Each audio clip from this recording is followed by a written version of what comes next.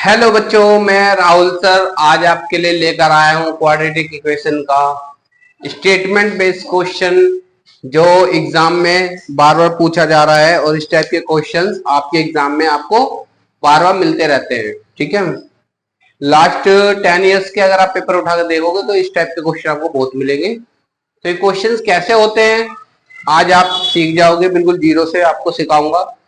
और अगर किसी को समझ में ना आए तो कमेंट करना, दोबारा बता देंगे।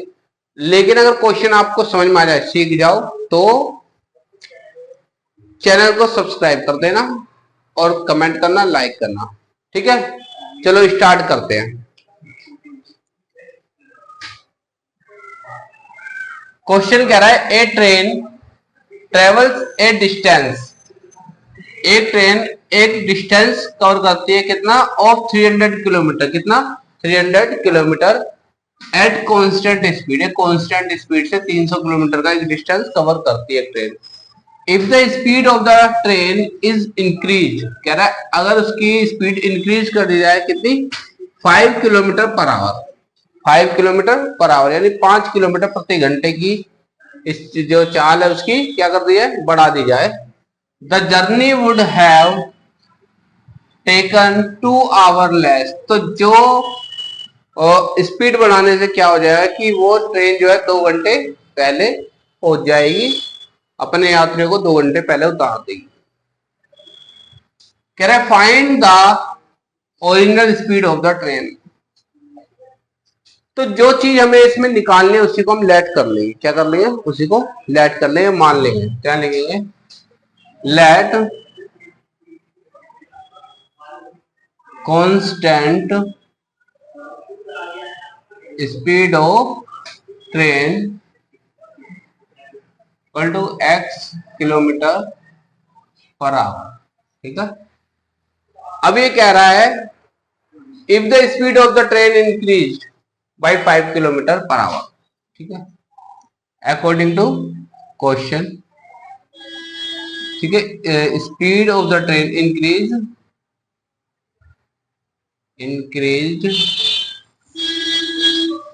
स्पीड ऑफ द ट्रेन क्या हो जाएगी, कितनी बढ़ा दी, स्पीड हो जाएगी इसकी x plus 5 kilometre per hour. ठीक है,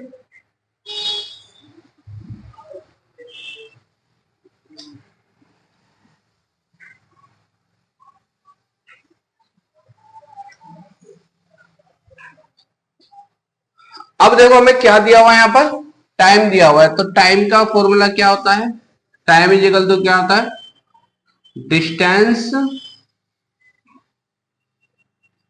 अपॉन में क्या, स्पीड। डिस्टेंस अपॉन में स्पीड। अब डिस्टेंस हमें दे रखा है, कितना दे रखा है डिस्टेंस, 300 किलोमीटर। तो टोटल डिस्टेंस कितना है, टोटल डिस्टेंस यहाँ लिख देते हैं, कोई बात नहीं, यहाँ लिखते हैं टोटल डिस्टेंस। टोटल डिस्टेंस कितना है, 300 किलोमीटर। ठीक है, अब आपके पास ये चीजें मिल गई। अब देखो, अब आगे चलते, क्वेश्चन क्या कह रहा है। क्वेश्चन कह रहा है कि 2 आवर क्या हो जाता है, लेस हो जाता है, 2 आवर लेस। तो इसी में आ जाओ, यानी कि पहले हम लिखेंगे टाइम। पहले हम जब ट्रेन पहले चल रही थी, जो ट्रेन, ये जो हमारी ट्रेन थी, ये जो चल रही थी,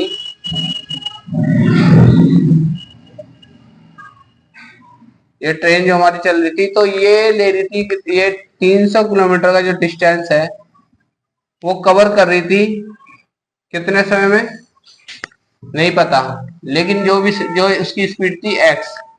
तो उसका टाइम कैसे निकालेंगे, डिस्टेंस अपॉन स्पीड। तो ये आ गया इसकी स्पीड, यानी फर्स्ट ट्रेन की, कौन सी, फर्स्ट ट्रेन की, फर्स्ट ट्रेन का ये टाइम आ गया। क्या आ गया, टाइम। ठीक है, अब सेकंड ट्रेन का टाइम कैसे निकलेगा, टाइम इज इक्वल टू क्या आ जाएगा भाई, डिस्टेंस। डिस्टेंस तो इसने भी 300 किलोमीटर का ही कवर किया है, स्पीड क्या है इसकी, x प्लस 5। ठीक है, x प्लस 5। ये दोनों का टाइम आ गया। अब वो क्या कह रहा है कि अगर हम स्पीड बढ़ा देते हैं, क्या करते हैं, स्पीड बढ़ा देते हैं, तो 2 घंटे का समय कम लगता है, 2 आवर लेस। तो हम क्या करेंगे, यानी पहले वाली जो ट्रेन थी वो क्या कर रही थी, वो ज्यादा समय ले रही थी, है भाई। जो पहले वाली ट्रेन थी वो ज्यादा समय ले रही थी,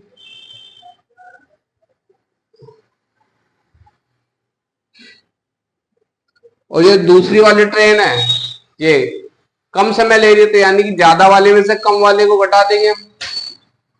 भाई घटाया तो माइनस तो ज्यादा वाले में से करेगा ना, ये ज्यादा टाइम है, ये क्या करे, ये टाइम ज्यादा ले रहा है, ये कम टाइम ले रहा है, तो ज्यादा वाले में हमने कम वाला टाइम माइनस कर दिया, तो कितना मिल गया हमें, 2 आवर, ये वाले 2 आवर मिल गए। समझ में आ रही है बात। अब इसको कर देंगे हम सोल्व। इसके अपन वन ले लो, इन दोनों का ले लो एलसीएम, क्या आएगा, एक्स और एक्स प्लस 5। जिसको नहीं पता एलसीएम कैसे लिया जाता है, तो ऐसी कंडीशन में अगर अलग अलग है तो दोनों को यहाँ उतार लो ब्रैकेट में, तो ये एलसीएम ही होता है इनका, ठीक है। अब यहाँ जो वैल्यू है उससे इसको डिवाइड करो, इस एलसीएम को, तो एक्स से एक्स और इस पूरे को डिवाइड किया तो क्या हो गया, देखो बहुत से बच्चों को नहीं पता होगा डिवाइड कैसे करते, तो आज मैंने बोला कि 0 से बताऊंगा, तो सब चीजें बताऊंगा मैं इसमें, ठीक है। ये हो जाएगा, इसको डिवाइड करना है इससे, तो हो जाएगा एक्स प्लस 5 डिवाइड बाई इससे एक्स है, तो एक्स से एक्स कटेगा, क्या बचा, एक्स प्लस 5। जो एक्स प्लस 5 है उसकी क्या करेंगे हम, 300 से मल्टीप्लाई करेंगे, तो 300 यहाँ लिख दिया हमने, ये हो जाएगा एक्स प्लस 5, ठीक है, ब्रैकेट क्लोज, यहाँ माइनस माइनस लगाओ। अब x प्लस 5 से x प्लस 5 को डिवाइड करेंगे, यानी कि हमने यहाँ लिखा हुआ था, ऐसे हम इसके नीचे क्या लिख देंगे, x प्लस 5, तो x प्लस 5 से x प्लस 5 करेंगे, क्या बन यहाँ x, तो यहाँ पे आ गया 300 x से मल्टीप्लाई होगी, यहाँ पर क्या हमारा 2/1, ठीक है, समझ में आ रहा है, ठीक है। अब हम क्या करेंगे, इस ब्रैकेट को ओपन करेंगे, इसको इससे मल्टीप्लाई किया हमने, हो गया 300 इंटू एक्स प्लस 3 5 जा 1500 माइनस 300 एक्स, ये वाला ऐसे आ गया, इसको कर दो, ये क्या हो जाएगा, एक्स स्क्वायर प्लस 5x, यहाँ पर है 2/1। अब देखो ये प्लस का 3x है, 300x है, ये माइनस का, तो दोनों कट गए, प्लस माइनस है। अब यहाँ पर क्या बच गया, 1500 अपॉन में x square plus 5x equal to 2/1। अब क्या करो, इसकी क्रॉस मल्टीप्लाई कर दो, इसकी इससे कर दो, इसकी इससे कर दो, तो हमेशा ध्यान रखना जब ऐसा क्रॉस मल्टीप्लाई करोगे तो जो एक्स स्क्वायर वाली वैल्यू होगी उसका मल्टीप्लाई पहले कर दो, तो क्या हो जाएगा, एक्स स्क्वायर 2x स्क्वायर, 2 को मल्टीप्लाई किया एक्स स्क्वायर से तो क्या हो गया 2x स्क्वायर, प्लस 2 को मल्टीप्लाई किया 5x से तो क्या हो गया 2 5 जा 10x, इक्वल टू 1 को मल्टीप्लाई किया 1500 से तो 1500। अब इस पूरे को इधर ले आओ, तो क्या हो जाएगा 2x square plus 10x minus 1500 equal to, ये प्लस का था इधर आ गया माइनस का हो गया। अब देखो किसी एक वैल्यू से कर सकता है, छोटा हो सकता है, तो इसको छोटा करो, ठीक है।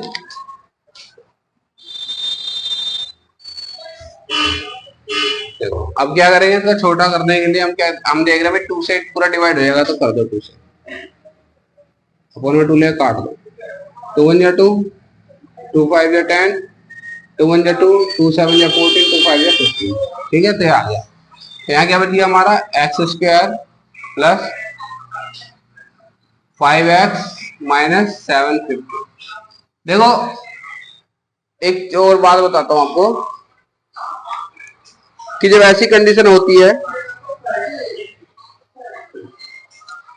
ऐसी कंडीशन जब आ जाती है तो उसमें घबराने की जरूरत नहीं, जैसे मैंने यहाँ पर काट दिया, अगर आप नहीं भी काटते तो भी ये क्वेश्चन सोल्व हो जाएगा आपका। ये मैंने इसलिए काटा जिससे कि हमारी इक्वेशन क्या जाए, थोड़ी छोटी बन जाए, ठीक है, समझ में, क्या बन जाए, छोटी बन जाए। करना क्या है हमें,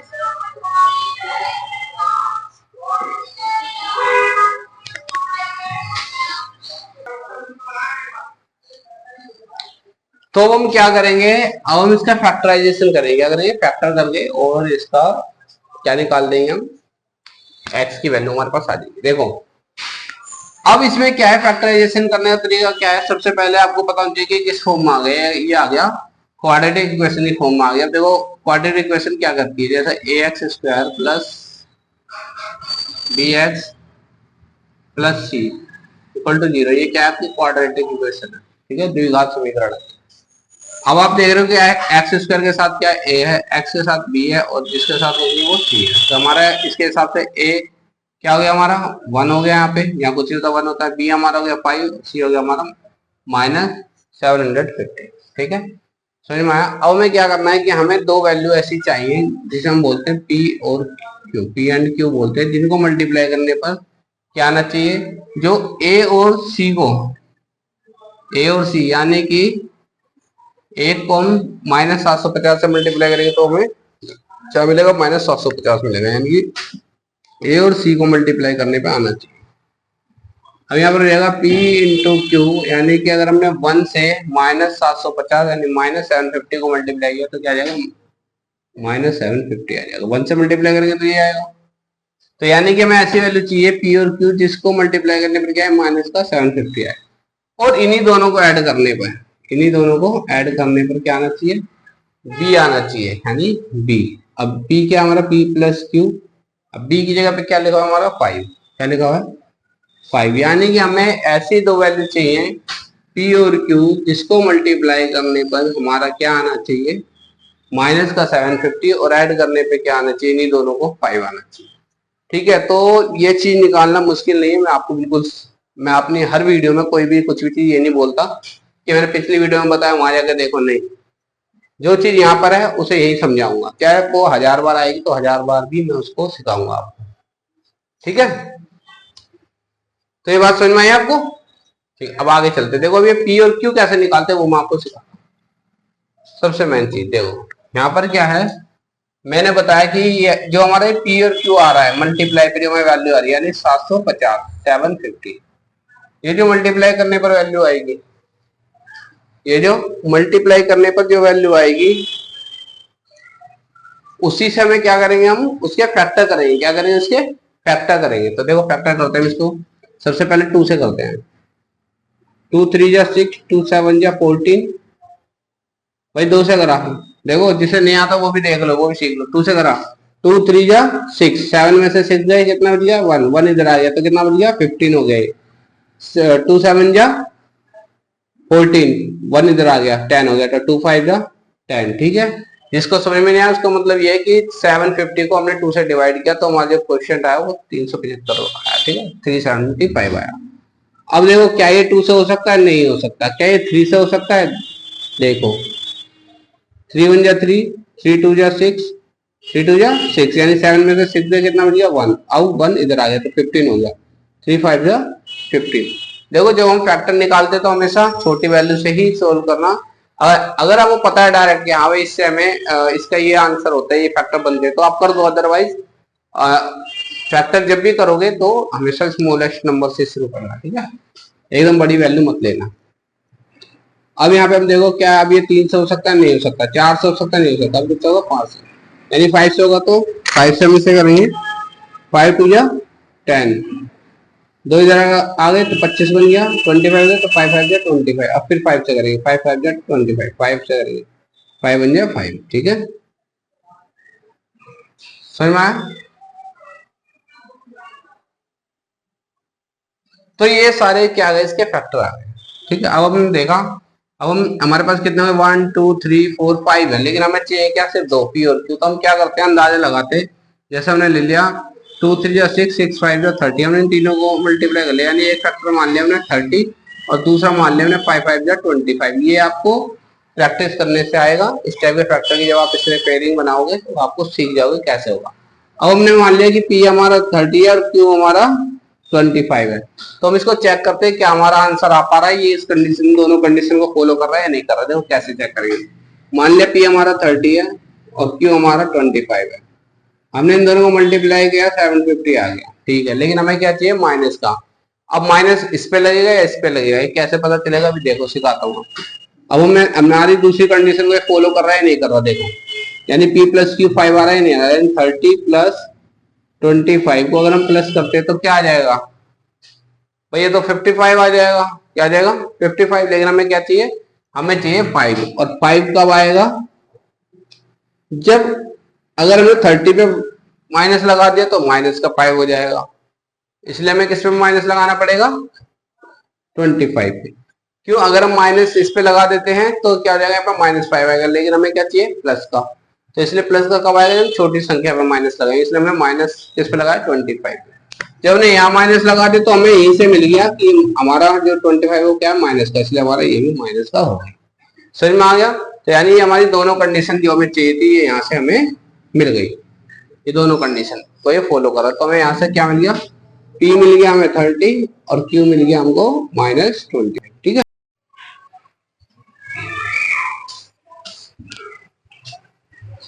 तो बच्चों हम क्या करेंगे, इसका जो है फैक्टराइजेशन करेंगे। क्या करेंगे, फैक्टराइजेशन मेथड का इस्तेमाल करेंगे, इसके फैक्टर करेंगे।